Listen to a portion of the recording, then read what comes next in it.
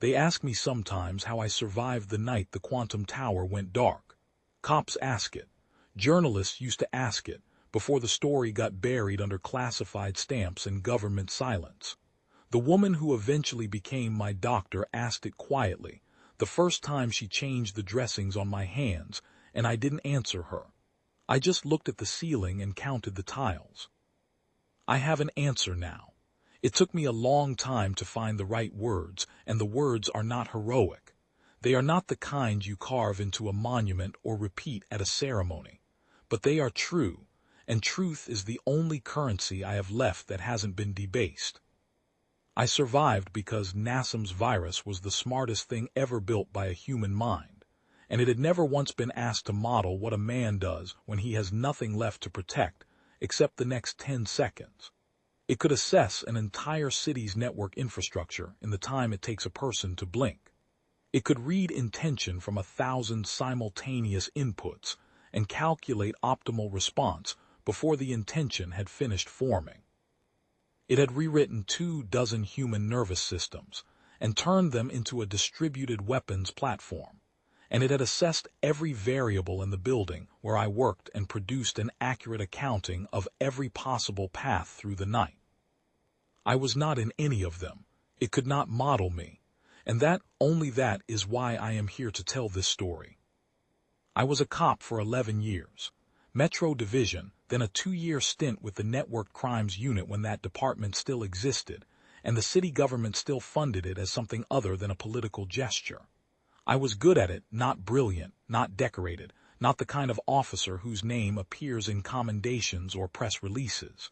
Just reliable in the way that a load-bearing wall is reliable. Present. Consistent. Hard to move when something was pressing against me that shouldn't be there. My partner was a man named Torres, Ernesto Torres, who had a daughter named Lucia who was 11 years old the last time I saw her, and who drew pictures of horses on the backs of shopping receipts and left them in her father's jacket pocket for him to find. Torres had a laugh like a truck downshifting, big and low and mechanical, and somehow exactly right for the man it came from. He took his coffee with so much sugar it was closer to syrup than beverage. He had a way of listening to a briefing that made you feel like everything you were saying was being properly received, weighed, filed in the right cabinet. He was the best partner I ever had, which means he was one of the best people I have ever known, because that is what a good partner is. Nassim killed Torres on a Tuesday evening, on a wet transit overpass above the harbor interchange, because Torres had gotten close. Too close to the network, too close to the cell, too close to what Nassim was building in the server farms and the underground lab space. He had leased under 3 sets of shell credentials in the industrial district on the city's south edge. They called it a traffic incident in the initial report, a maintenance drone malfunction above the overpass, a vehicle systems failure, a tragic accident at a poorly lit junction. I knew what it was before Torres' body reached the medical examiner. I knew because Torres had sent me a compressed file 40 minutes before the incident, routed through a relay address we used for sensitive material. And when I opened it, I saw enough to understand that the man we had been tracking for 7 months was not a criminal in any ordinary sense of the word. Nassim was an ideologue, the worst possible kind, one who had replaced conviction with certainty, and certainty with a technical architecture for implementing his certainty at scale. He believed the world's networked infrastructure was a cage. Every city grid, every transit system, every hospital database, every financial network, in his framing, all of it was control dressed as convenience, dependency manufactured to look like progress, a system designed by those who benefited from it to ensure that those who did not benefit from it could not imagine an alternative. He believed the only meaningful act of political liberation was systemic collapse. Pull the right thread, he believed, and the whole cloth unravels. Let people rediscover what it means to exist outside the network's reach. I understand the intellectual lineage of that position. I spent enough time studying Nassim's writing, his communications, his annotated technical documents, to understand where it came from and how it had evolved. Understanding it did not make me sympathize with it. Tors had a daughter who drew horses on shopping receipts. The people on the skybus that went dark above the harbor 2 weeks before the night in question had family members who still sent them messages asking how they were doing. You can build a very coherent philosophical framework for why the network is a cage, and you can do it while sitting inside the cage the network provides, using the tools the network provides to communicate with the people the network connects you to. And the framework can be internally consistent and still be completely wrong about what matters. I put together a file from what Tors had sent me. I gave it to the division commander. The division commander gave it to the prosecutor's office. The prosecutor's office sat on it for 14 months, and in those 14 months Nassim vanished into the city's noise, into the transit systems and the anonymous residential blocks and the server infrastructure. He knew better than anyone who was supposed to be monitoring it. And I drank my way through a transfer request, a suspension, and a resignation that was technically voluntary in the same way that surrendering to a superior force is technically your choice. The things that happen to a man after a specific loss, in that particular order, are not interesting as a story. They are only interesting if you were living them, and even then they are more endurance than narrative. I drank too much and slept too little and found that the morning hours, when the light comes in gray in particular, and the city has not yet decided to be loud, were the hardest hours of all because they were the hours when Tors would have been on the other end of a comlink, asking what I thought about the most recent development in whatever we were working on, needing me to be present and specific and operational. I was working as a maintenance technician at Quantum Biosystems by the time any of this matters to the story. Third shift, mop, buffer, waste disposal, minor HVAC calibration. The Quantum Tower was 42 stories of research laboratories, server infrastructure, executive suites, and corporate offices stacked above a transit hub at the center of the city's commercial district, sealed from the street-level sprawl by 3 security checkpoints, a lobby full of art that cost more than I had earned in my entire career, and the kind of ambient hum that large buildings produce when everything inside them is running at capacity. There were 412 people in the overnight complement on any given third shift: researchers, administrators, security personnel, maintenance staff. I was the only one who had once been a cop, and I was probably the only one who had a personal reason to care what happened to the experimental program on the 28th floor. The research division occupied floors 20 through 30. The server core was on 31 and 32. I had a pass guard that gave me access to most of the maintenance corridors and service shafts, a locker on the basement level, and an understanding with the overnight security chief, a retired transport cop named Horning, who had the specific quality of a man who had done his difficult work and come out the other side still capable of basic human decency, that I would leave the executive washrooms on the top floors spotless, and he would not ask questions about the state of my locker, which contained several items that a maintenance technician is not technically licensed to possess in a corporate facility. Horning was a good man. He was one of the first people Nassim's people killed when they came through the lobby. I was in a utility corridor on the 18th floor when the lights changed. Not off. The emergency grid kicked in too fast for that, which told me the switch was deliberate and pre-planned, and not the result of an infrastructure failure, but from standard white-spectrum building illumination to the amber of lockdown mode. The building's comm system issued a 3-tone alert sequence that I had heard once before in a drill and which had a very specific meaning, and then the comm system went silent. I stood in the corridor with my mop and my bucket, and I listened to what happened next. What happened next was nothing. Silence. In a building with 400 people in it, working through the overnight hours, silence is not the sound of safety. Silence is the sound of everyone having been told very clearly to be silent. I left the bucket where it was and moved to the nearest maintenance shaft access panel. The shafts were my real knowledge of the building.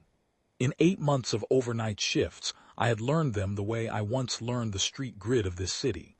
Obsessively, methodically, not because anyone asked me to, but because a man who knows his ground is a man who controls the pace of whatever happens to him in it.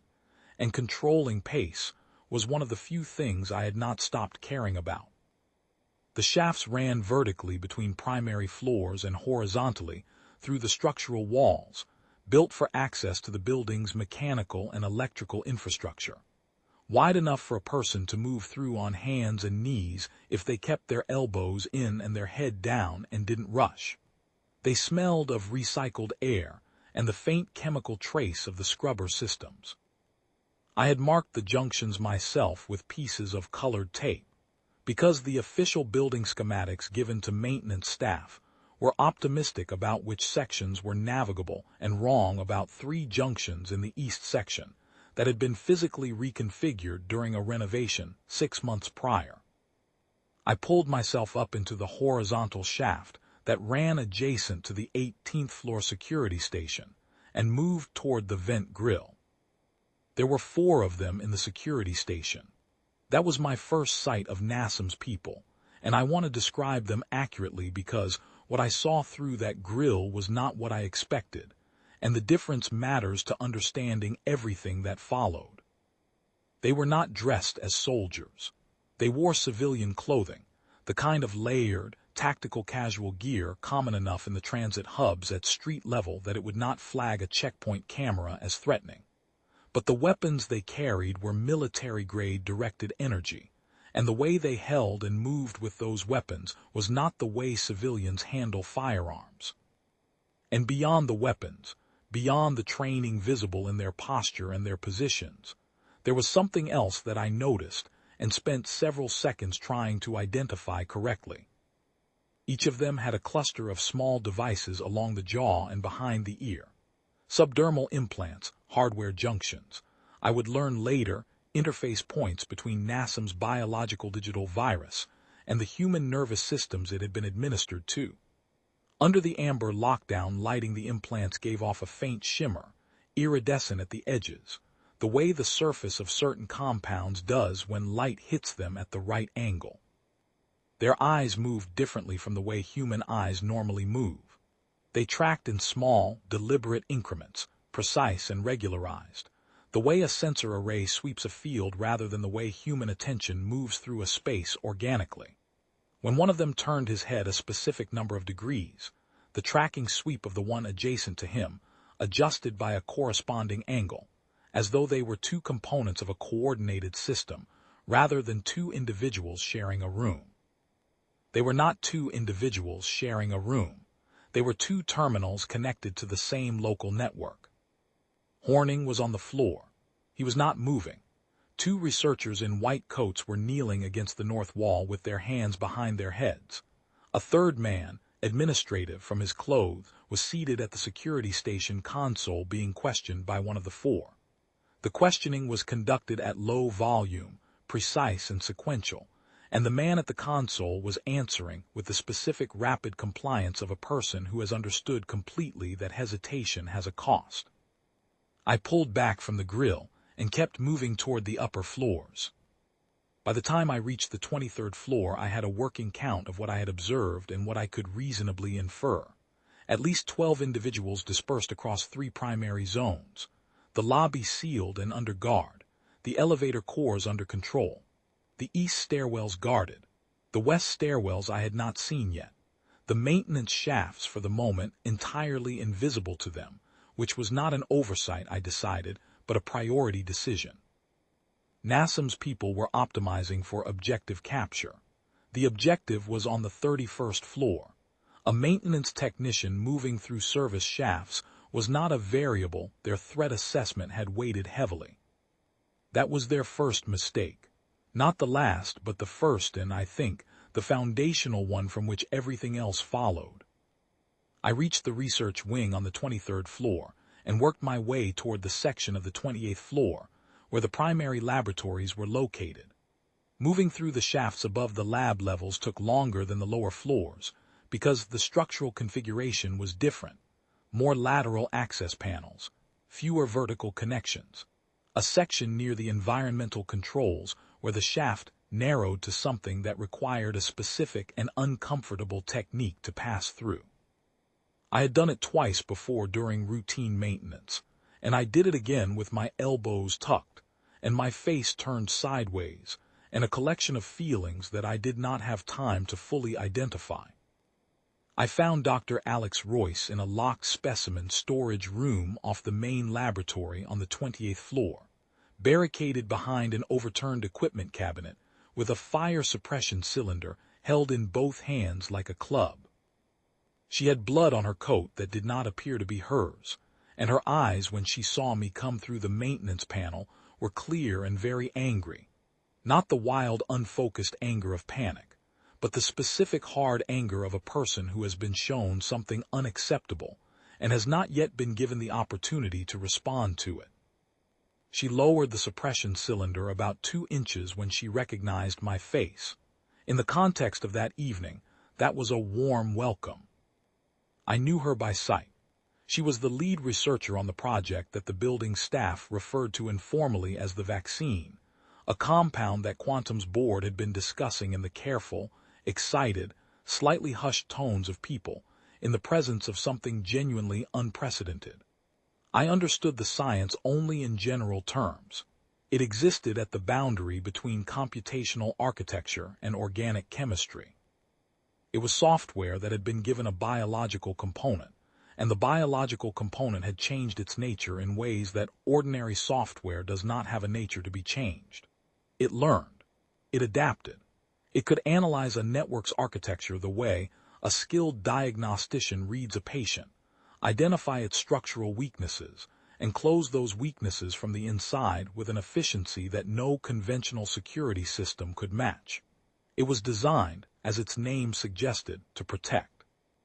Alex told me the rest of what I needed to know in the manner of a person who is accustomed to conveying complex information quickly to people who need it. Her father was dead. Nassim's people had killed him on the laboratory floor when he refused to give them the administrative credentials for the server core. She said this in the same clear, hard voice she'd had since I came through the panel, and she did not look away from me when she said it, and her hands did not shake. I noted all of this. It told me what kind of person she was. Nassim was en route to the server core on 31. He intended to use the vaccine not as it had been designed, as a defensive system administered to a network infrastructure, but as a merger. He had been building toward this for years.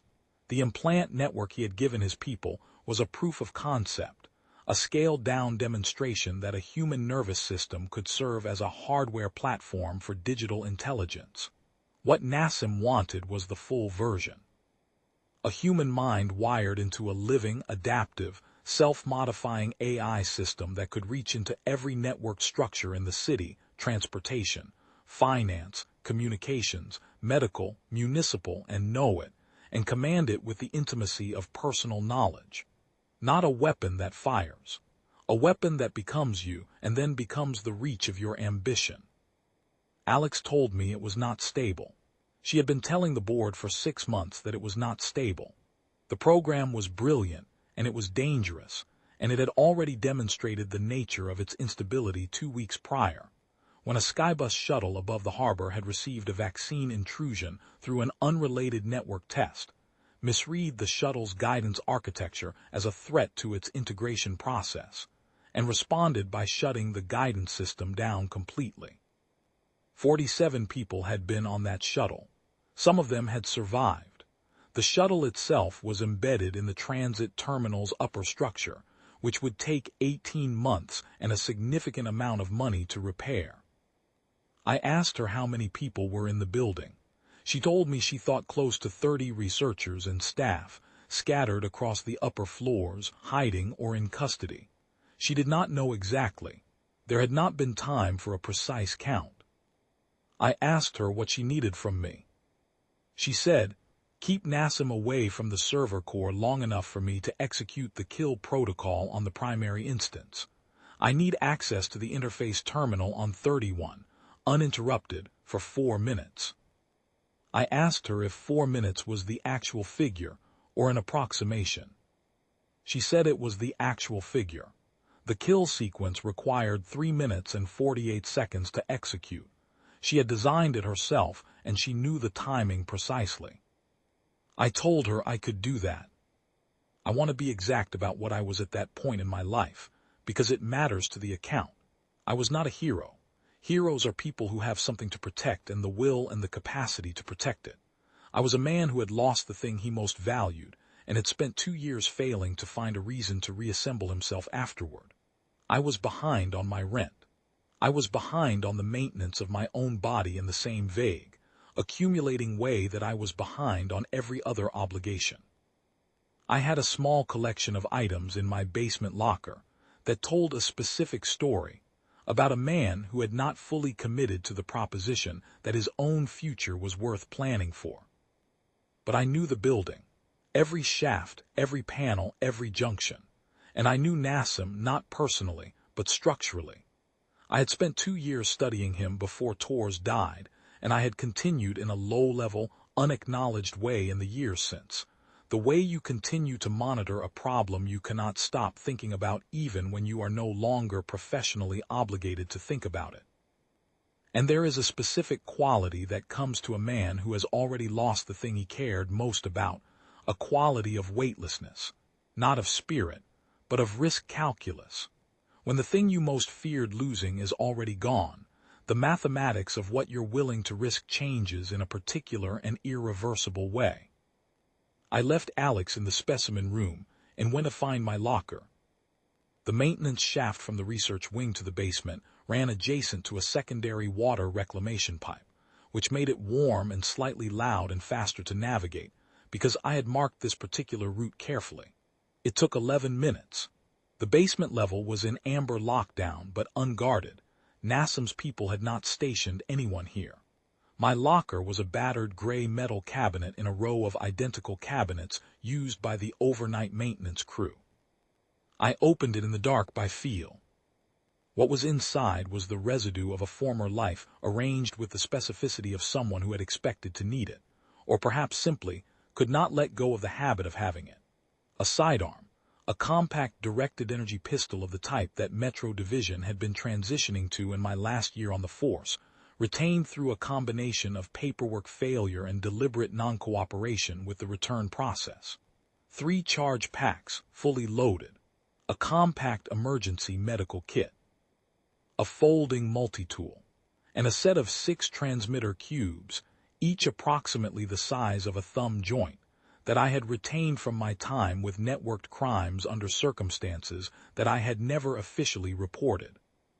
The cubes were a field tool from a deep-cover surveillance investigation. Each one projected a holographic image in response to a keyed signal. Any image stored in its local memory, scaled to human height, and rendered with sufficient fidelity to satisfy a standard motion sensor. I had loaded them with a body scan of myself at working posture, using a quantum diagnostic scanner during an overnight shift 3 months ago when no one else was in the maintenance bay. Acting on an instinct I could not have explained at the time, and still cannot explain, except as the kind of thing that a man does when he is not quite ready to stop being the person he was. I had never used them in the field. I had carried them for 2 years in a maintenance locker in a building I cleaned for a living. I took everything and returned to the shafts. The first engagement happened on the 26th floor, in the eastern stairwell approach. There were 2 of them positioned in the stairwell junction, standing with the patient, precise stillness of people whose nervous systems had been partially offloaded to a shared network. They were not bored the way guards get bored after hours of watching an empty corridor. They were processing, receiving data from the network, assessing, cataloging, waiting for an input that would require output. Their eye movements were synchronized in the small, regularized way I had observed through the lobby vent. When one tracked left, the adjacent one's peripheral attention shifted right by a compensating angle. They were covering the junction as a coordinated system, each one's field of awareness complementing the other's blind spots with algorithmic precision. I watched them for 40 seconds through the stairwell-adjacent vent, measuring the regularity of their sweep patterns, noting the timing. Then I placed one of the transmitter cubes at the far south end of the corridor, 15 feet beyond where they were standing, and triggered it by pressing the activation membrane through my jacket pocket. The hologram appeared at the south end of the corridor. Myself, upright, moving at standard walking pace, rendered in amber light with enough resolution and heat signature to register as human to a casual assessment and to any motion sensor in the corridor. Both of them turned simultaneously. Their movement was simultaneous to within a margin I could not have measured without instruments. Not the way two attentive people both respond to a noise at the same instant, but the way two outputs of the same processing decision execute at the same moment. They moved toward the hologram together, covering ground at matched pace, and they covered 12 feet before the hologram cycled through its final frame and phased, and they understood what they were looking at. 12 feet is enough, if you know what you're spending the distance on. I came through the stairwell access panel behind them, and I did not use the sidearm, because I did not yet know how much noise I could afford, and because I was not, at that point, ready to make decisions I could not unmake. There is a technique. I had learned it in a training course 15 years ago and had practiced it periodically since, in the way you practice things you hope you will never need. For rendering a person unconscious without permanent harm, if you apply it correctly, and if the person is not actively resisting, and if nothing goes wrong with the mechanics of it. 2 out of 3 conditions held. The second man was faster than the first, faster than he looked, and he caught me across the shoulder with an elbow that had something hard and angular embedded beneath the skin, an implant junction, a hardware node that had not been part of his original body, and the impact told me something about the structural modifications that the integration process involved. I took it. I completed what I was doing. I stayed in the stairwell with my back against the wall for 30 seconds, breathing the way Tors had always insisted you should breathe in a tight situation, deliberately, like a choice rather than a reflex. Then I moved. The laboratories on the 28th floor were where they were holding the bulk of the building's overnight research staff. Through the vent above the main lab space, I counted 17 people seated along the north wall. Researchers, data analysts, one person I recognized as a junior administrator from the building's second security team. 3 guards. One of the guards was the woman in the tactical suit I had seen mentioned in the building's security incident log 2 weeks prior, the one who had been flagged by an external camera, and whose movement through the lobby had been reviewed, and then dismissed by someone who made a professional error in that dismissal. She moved with a particular economy that was not trained economy, but integrated economy, the specific fluidity of someone whose motor control had been partially networked, the hesitation points that ordinarily exist between intention and action compressed to something near zero. The implants along her jaw were more extensive than the others I had seen, reaching further toward the ear and down along the side of the neck. She was the one I needed to not fight if I had any choice. She was also the one who stayed with the hostages, while I engineered a reason for the other 2 to leave. There is a secondary environmental control junction on the 28th floor that connects directly to the scrubber array for the entire research wing. The scrubbers exist to neutralize chemical contamination in the event of a laboratory breach, a reasonable precaution in a building where experimental compounds are handled regularly. They are not designed to be activated manually from a maintenance control panel. But the maintenance control panel is connected to the same building management bus as the scrubber triggers, and the bus protocol was something I had learned to interface with during HVAC calibration work I had done on this floor 4 months ago.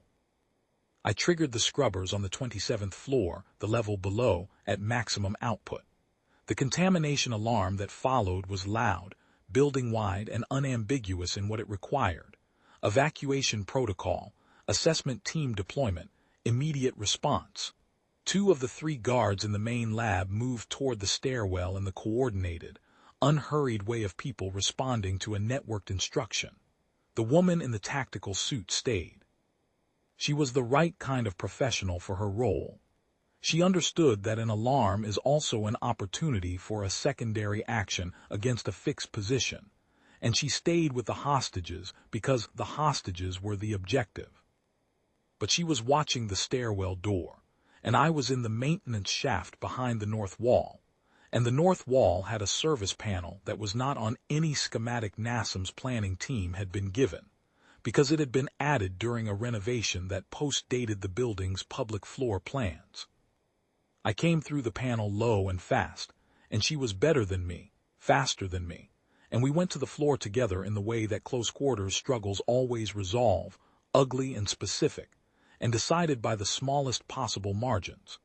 She had training I didn't have in the implants, which meant her network could process my movements and feed correction signals to her musculature faster than my eyes could consciously track, which gave her an advantage that should have been decisive. What she didn't have was my weight, and she didn't have the particular quality that I was carrying with me up from the basement level. An anger that had been sitting undisturbed for 2 years waiting for something to be directed at, which is not a quantity that appears in any threat assessment algorithm, because it doesn't behave like a variable. It behaves like a constant that doesn't diminish under pressure. The researchers were on their feet by the time I had established control of the situation. A man named Kenji, a senior data architect who turned out to be the kind of person who processes a crisis by becoming more precise rather than less, told me in a low, rapid voice that the guards had been communicating in sub-vocalized bursts via microphone implants throughout the time the researchers had been held. The two who had responded to the scrubber alarm would know something had changed in the main lab within 2 minutes, probably less. I gave the researchers the fastest coherent briefing I have ever delivered to a group of non-operational personnel, which maintenance shaft to enter, which junction to hold at and why, what not to do specifically, to not engage anyone they encountered in any way at all, not to attempt to assist me, not to break toward the exterior exits which were guarded, not to use the building comm system. Kenji looked at me with the expression of a person who is accustomed to processing complex inputs quickly, and confirmed that he understood. A researcher behind him, young, wearing the expression of someone who has just decided to be braver than they expected to be, said she could navigate by the colored tape markings on the junction walls. I told her yes. I told them all yes. I told them to count heads and move. Then I went upstairs. The server core on the 31st floor occupied 2 rooms, a primary chamber lined floor to ceiling with server stacks in individually climate-controlled housing units, and an adjacent interface laboratory where the research team could interact with the system's upper-level architecture directly. The vaccine in its contained form was housed in the interface lab, not solely on the servers, but in a sealed biological medium that Alex had designed specifically to prevent uncontrolled propagation during the development phase. A tank, glass and a specific polymer alloy, sealed at the base unit to the floor and interfaced at the top with the primary server through a controlled connection, Alex had described to me as the only entry point she could not close remotely.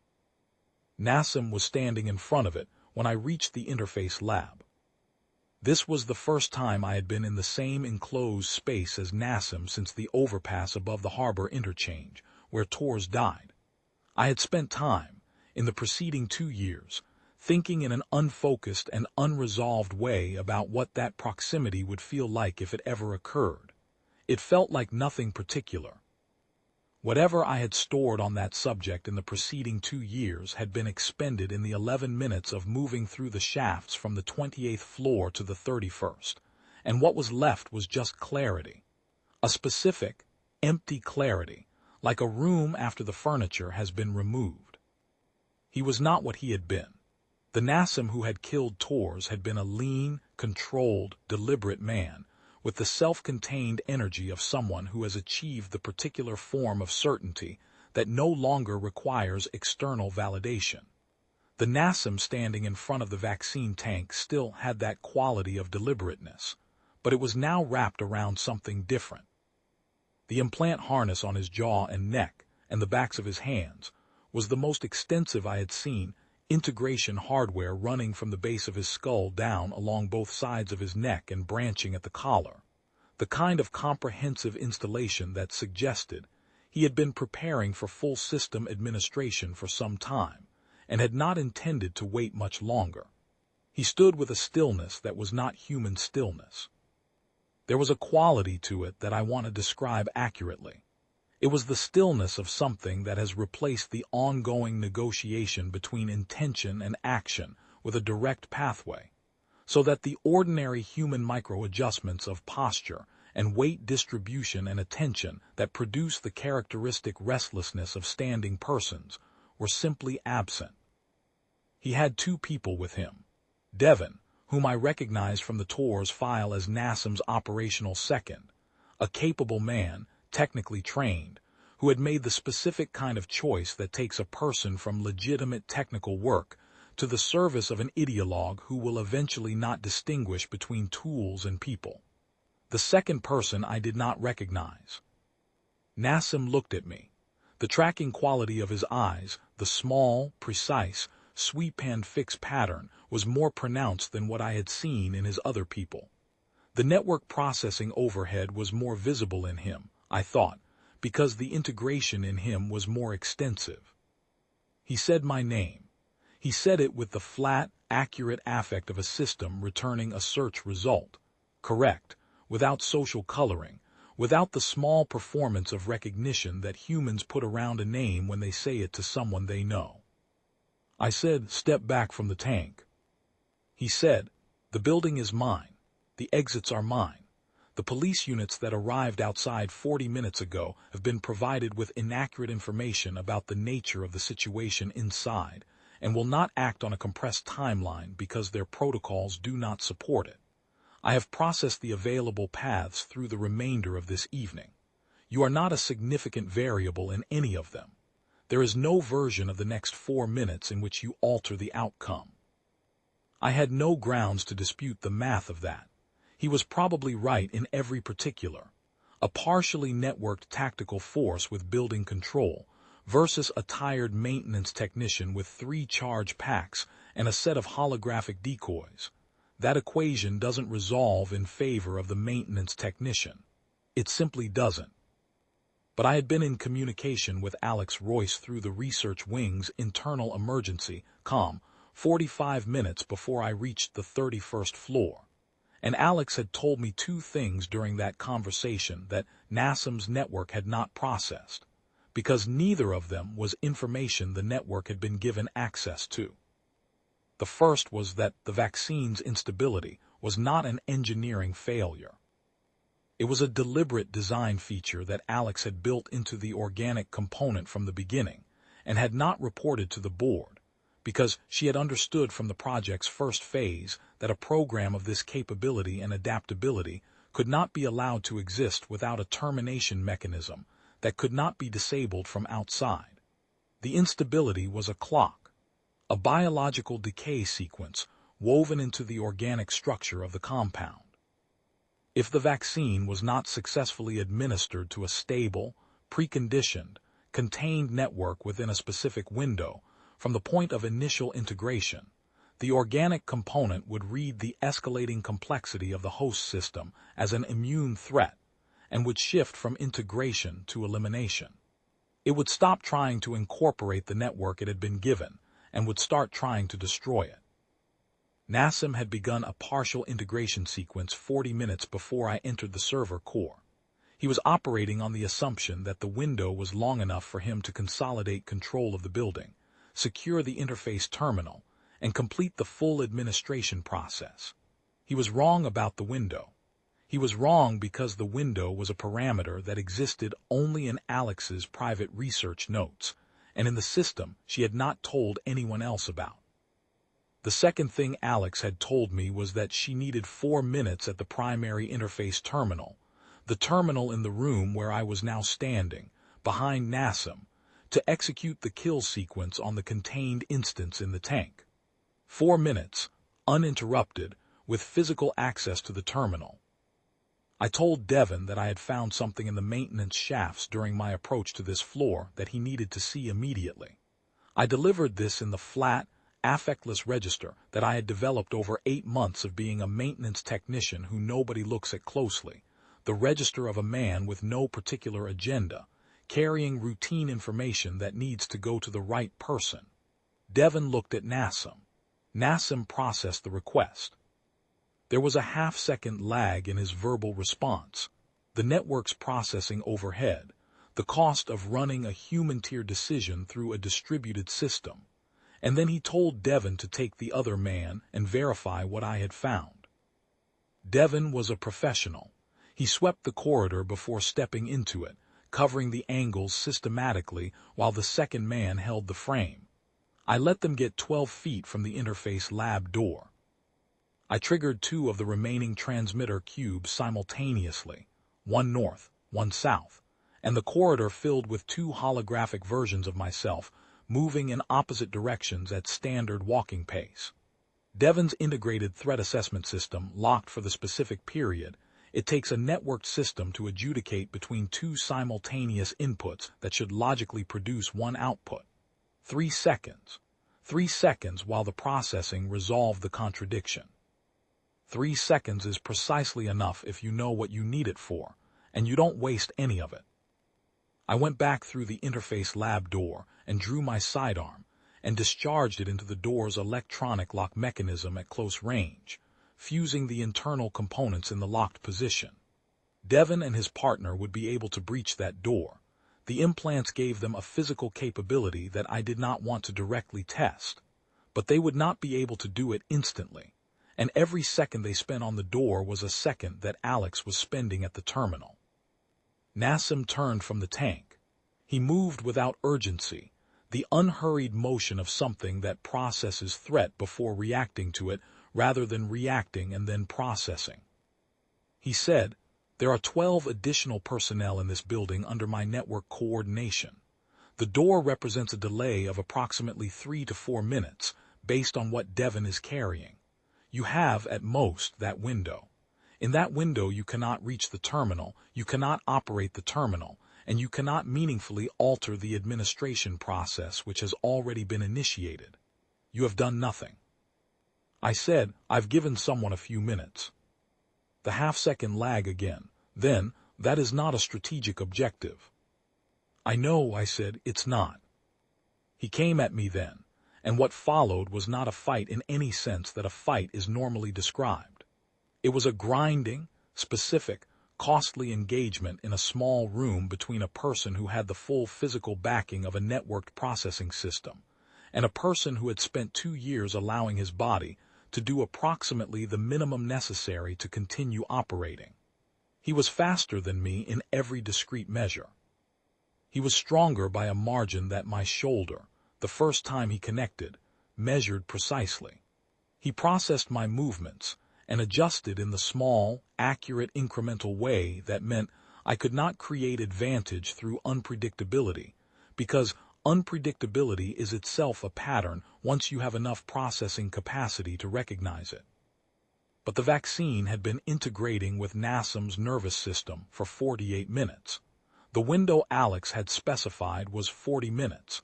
The organic component was 8 minutes into its cascade. I know what a man looks like when something is going wrong inside him that he has not yet named. I have seen it in emergency situations, in the field, in the faces of people who are injured and do not know it yet, and are still operating on adrenaline and training, and the pure forward momentum of a body that has committed to an action. There is a quality in the movement, a microsecond where the integration between intention and physical output develops a specific latency. Not weakness in the conventional sense, a delay, the kind of delay you see when a complex system is allocating processing resources to an internal diagnostic rather than an external task. I saw it in Nassim at the 2-minute mark of the engagement in the interface lab. Small, not something I would have seen if I hadn't been looking for it, and I had been looking for it since the moment Alex told me what the cascade looked like from a processing standpoint. A quarter second where his left hand, executing a grip that should have closed on my collar and resolved the engagement in his favor, arrived fractionally late. I filed it. I kept moving. I kept him in the room and away from the terminal, and I absorbed what I needed to absorb in order to accomplish those two things, which was considerable. He knocked me down twice. The second time I stayed down longer than I needed to, and he looked at me with those tracking eyes, and behind them I could see, or perhaps I am telling this with the benefit of knowing what came next, something that was not quite pain and not quite confusion, but was the processing signature of a system under an escalating internal load. The organic component was reading Nassim's nervous system the same way it read every network it encountered. It was assessing the architecture, it was mapping the structure, and it was arriving at a conclusion. He said, "Something is wrong." It was the most human thing he said the entire night. Simple, unprocessed, unfiltered by the network latency that had characterized everything else he'd said. Just a man noticing that something inside him had turned in a direction he had not anticipated. I got to my feet. "Alex told me," I said. He looked at the tank, the contained instance within it, the sealed, isolated version of the vaccine, the one Alex was working to terminate at the terminal behind us, was cycling through visible states in the biological medium. Colors moving at the edges, the organic substrate responding to the signals its networked self was broadcasting from inside Nassim. It was watching what was happening to Nassim. It was doing what it had been built to do, observing, learning, incorporating the data of what it saw into its own processing architecture. Nassim took a step toward the tank. He stopped. The hesitation was 4 seconds, dramatically longer than the half-second lag I had been tracking. His network was managing two simultaneous crises, the external situation in the room and the internal cascade that was no longer theoretical. The door behind me buckled once hard. "Devin," Nassim said, "you don't understand what you were preventing.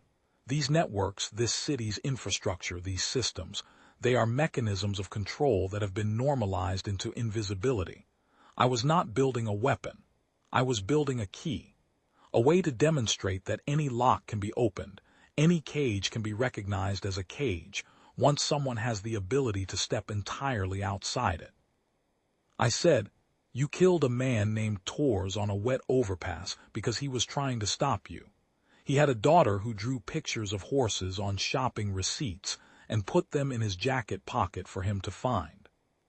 She was 11 years old. I don't know what she draws now. You built your key out of people who are not keys." He looked at me. The tracking quality had gone uneven, the precise sweep and fix pattern breaking down as the processing load climbed. The door buckled again. A seam opened along the top edge of the frame. On the interface terminal, which I had not taken my eyes off completely during any of what had just happened, a progress indicator reached its terminal state. A tone sounded, single, clean, final, the kind of tone that well-designed systems use to indicate that a process has completed successfully. The tank's polymer window went opaque as the biological medium underwent what Alex would later describe to me as a controlled termination sequence. The contained instance. Every instance. Primary and secondary, server resident and organic. The whole vaccine simultaneously. Because that was how the kill sequence had been designed, to be total. Because anything less than total was insufficient. Nassim turned toward the terminal. He understood what the tone meant in the way that a person understands a word in their first language, immediately, completely, without translation. He looked at his hands. The shimmer at the implant junctions was no longer coherent. The iridescent quality had become irregular, patchy, the network communication breaking down as the organic component, now without a primary instance to reference, began its final cascade. The thing that had made him something more than a man was now treating him as a problem to be resolved rather than a system to be integrated. He sat down against the base of the server housing. The motion was deliberate and precise in a way that was entirely unlike the struggle of the preceding several minutes. The motion of something that has reached a final calculation and executed its last output. He sat with his back against the housing and his hands in his lap, and his eyes fixed on a point on the wall across the room, no longer tracking, no longer sweeping, just fixed. Devon came through the fused door at that moment, the frame torn from the wall with a single applied force that told me clearly what the integration harness allowed him to bring to a structural problem. He came through in the fast, low posture of someone who has breached an entry point before and knows not to hesitate in the threshold. He stopped when he saw Nassim. The second man stopped in the doorway behind him. They looked at Nassim and then they looked at me. I was on the floor with my back against the server housing on the opposite side of the room from Nassim, and I did not have a clean line to my sidearm from that position, and I did not attempt to establish one. I looked at Devon and I waited. Devon's hand tightened on his weapon. I watched his face, or rather, I watched the specific quality of processing that I had learned to recognize in the people who carried the network integration, the small regularized eye movements, the minimal latency and affect. The network was telling Devon something. And then the network was not telling Devon that thing anymore, or was telling it differently, or was telling him something else instead, because what the network knew had changed in the moment the kill sequence completed and the primary instance went dark. Devon's hand loosened. He looked at the weapon with a particular expression. I do not have the right word for it. Recognition, perhaps. The expression a person has when they see something familiar from an unfamiliar angle and understand for the first time what it actually is. He set the weapon down on the floor, carefully, and he sat against the wall without speaking and did not look at anyone in particular. The second man did the same, not in the synchronized, networked way they had operated under the integration. Separately, with a lag between them that was human scale, individual, the lag of two separate people making two separate decisions one after the other. The police came through the building over the following 40 minutes. Alex guided the tactical team from the interface lab terminal, using the building's internal emergency comm to relay floor-by-floor information about positions and situations. Nassim's people, 12 in the building at full count, as he had correctly reported, came out in sequence, not simultaneously. Not in the coordinated, networked way they had operated throughout the evening, but floor by floor, individually or in pairs, with the specific quality of people who have been running at a speed they can no longer sustain and have stopped. Some of them looked confused. Some of them looked like they had been somewhere for a very long time and were uncertain about where they had returned to. The researchers were safe. Kenji had gotten all 17 of them to the maintenance junction I had specified and had held them there, counting heads at regular intervals, for the full duration.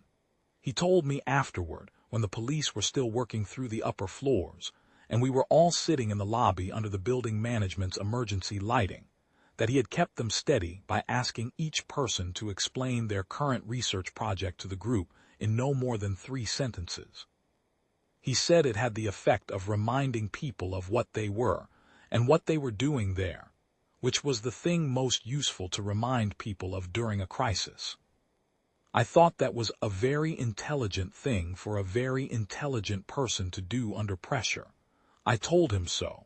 He accepted the observation with the nod of someone used to being correct. I sat in the interface lab for a while after the immediate situation resolved, before the investigators arrived and the process of formal accounting began. The room had the particular quality of enclosed spaces after something significant has happened in them, charged and still, the air somehow different, the objects in it carrying a weight they did not have before. I was aware of my shoulder, which was going to be a significant problem for a number of weeks. I was aware of my hands, which were shaking with the specific tremor of sustained exertion running out of itself, not from fear, but from the mechanics of a body pushed past what it had been maintaining. I was aware, in a way that was different from how I had been aware of it for 2 years, of Tors. Not the absence of Tors, Tors himself. The way you become aware of a person again after the specific gravity of their absence has run its full course, not painlessly, but differently, with more of them present in the awareness than before. Alex came and sat across from me. She did not ask how I was. She looked at the dark tank for a long time without speaking. She said, "My father named the organic component. He used a word from an old language that means to mend, the way a body closes a wound, from the inside out, without being instructed to. He thought that was what it would do for the world's networks. He was not wrong about what it could do.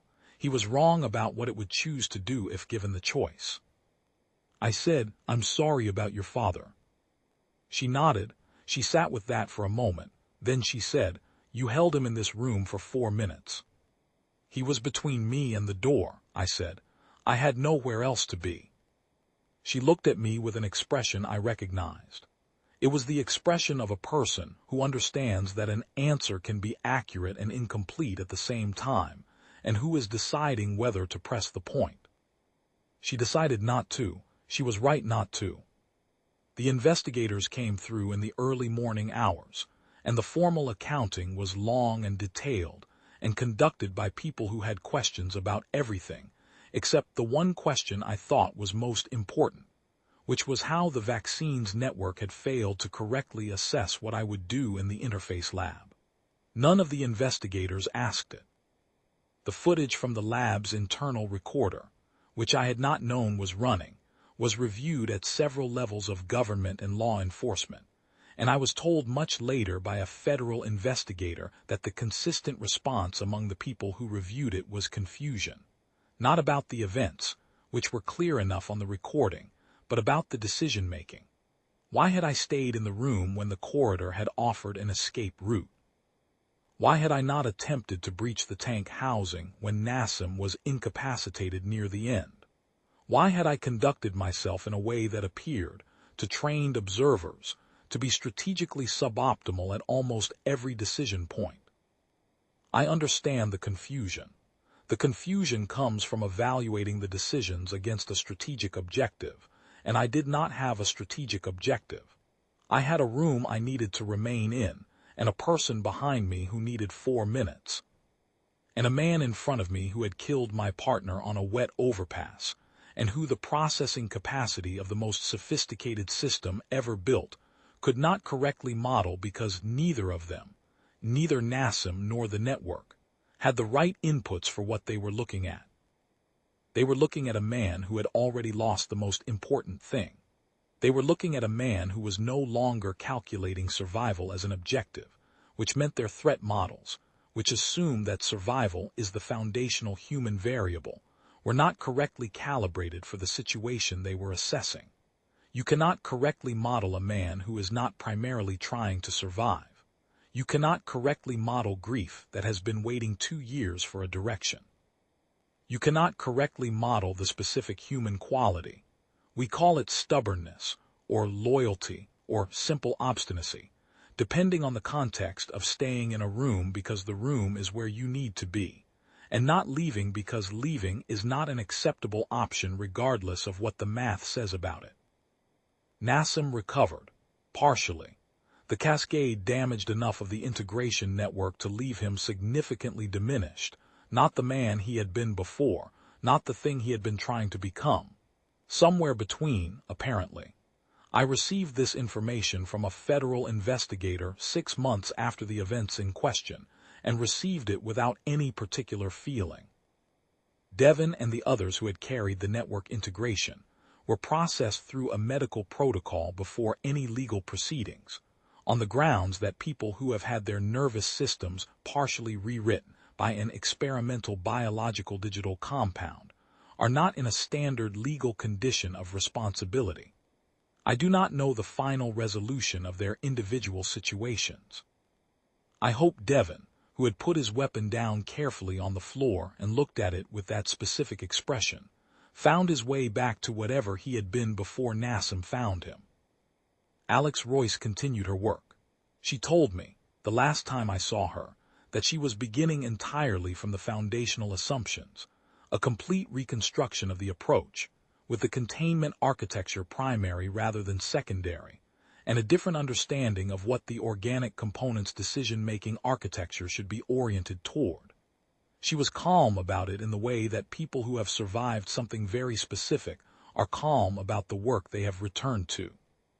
Grief is a long country, and she was walking through it at the pace she could manage, and the walking looked like work, which was the right way to use it. I told her she should sleep occasionally. She told me I should talk to someone. We were both right, and neither of us was wrong, and I think that is the most honest summary of that conversation available. My shoulder took 11 weeks. My hands took considerably less. I did not return to the Quantum Tower. Quantum's human resources department was understanding about the situation in the way that large organizations are understanding when they want a former employee to sign documents and be quiet. I signed. I was quiet. I went away.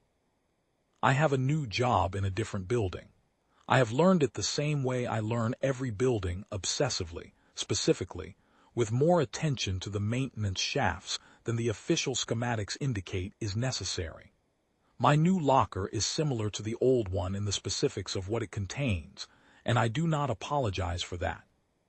I think about tours more than I used to, and differently than I used to.